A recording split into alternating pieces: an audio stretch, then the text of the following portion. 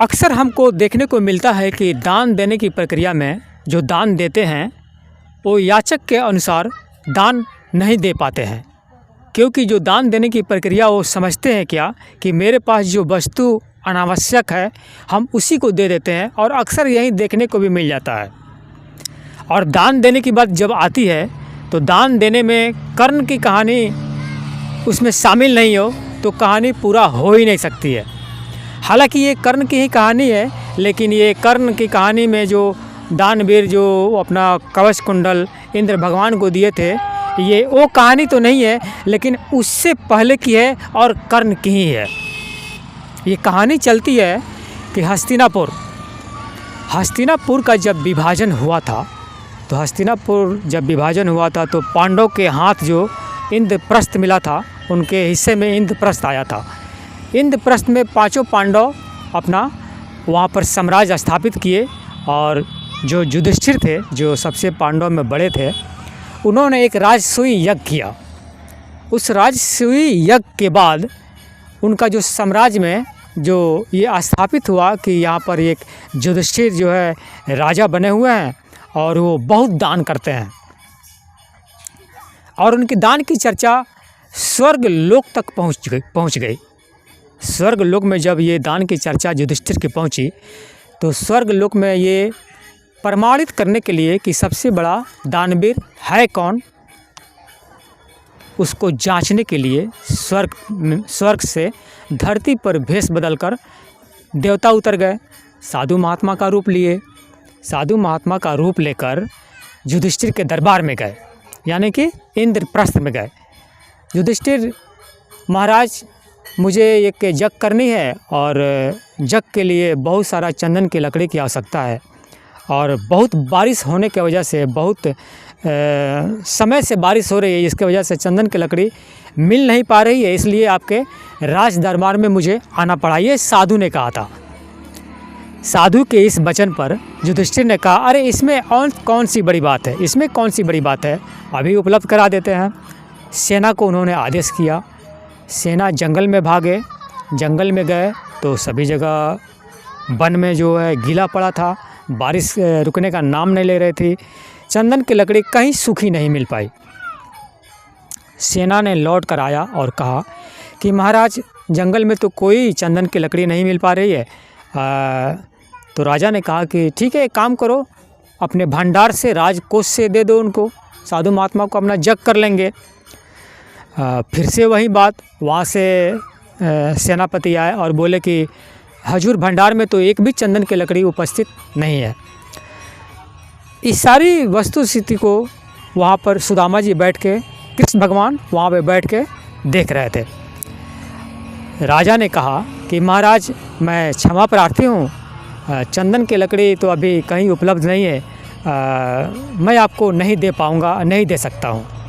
साधु महात्मा ने कहा ठीक है, इसमें कौन सी बड़ी बात है, हम तब फिर लौट कर चले जाते हैं। जब वो लौट कर जा रहे थे तो वहीं केशव, जिनको रणछोड़ भी कहा जाता है, माखन चोर भी कहा जाता है, वो मन ही मन मुस्कुराए और साधु महात्मा को बोले कि साधु महात्मा जी ज़रा रुकिए, बगल में ही अंग प्रदेश है, उसके राजा कर्ण हैं, उनके भी दरबार में एक बार जाकर तलाश लीजिएगा।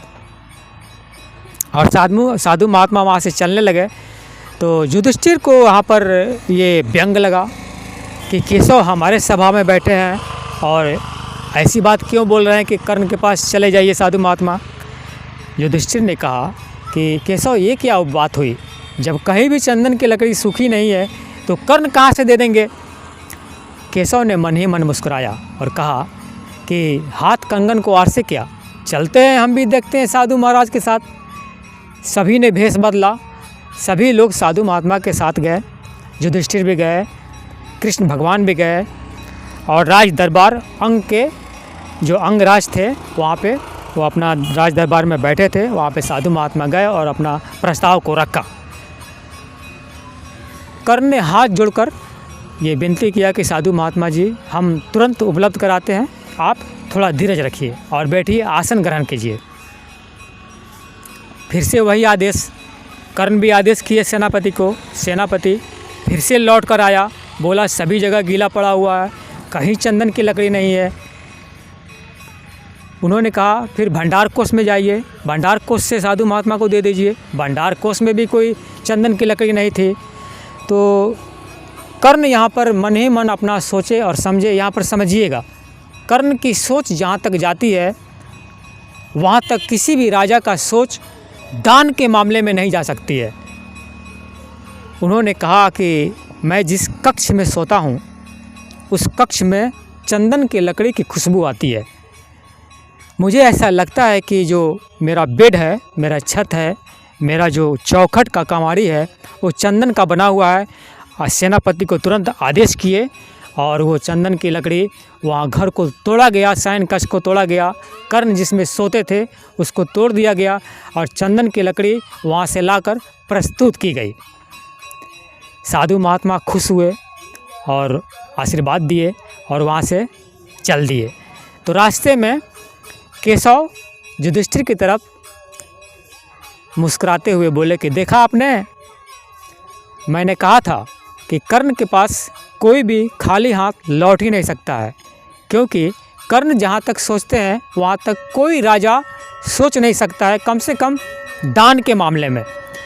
तो ये दान जो है, दान की प्रक्रिया है और प्रक्रिया हम अपने आपके सामने रखे हैं कि दान में याचक जजमान, याचक मांगते क्या हैं और जजमान देते क्या हैं। ये अक्सर देखा जाता है कि जो उपयोग की वस्तु नहीं होती है वही चीज़ दान में देते हुए देखा जाता है। वो मुकम्मल दान की प्रक्रिया में नहीं आती है जो कि कर्ण ने अपने बिस्तर को तोड़कर दे दिया। ये उससे सीख मिलती है, हम सभी को मिलती है कि दान का सही मतलब में उसका मायने क्या है। तो ये मायने है दान का जो हम आपके सामने रखे हैं। तो ये कहानी है और आप अपना कमेंट कीजिएगा, लाइक कीजिएगा और फॉलो भी कीजिएगा। मैं Vipul Kumar, star ABP news, Bihar, Bettiah.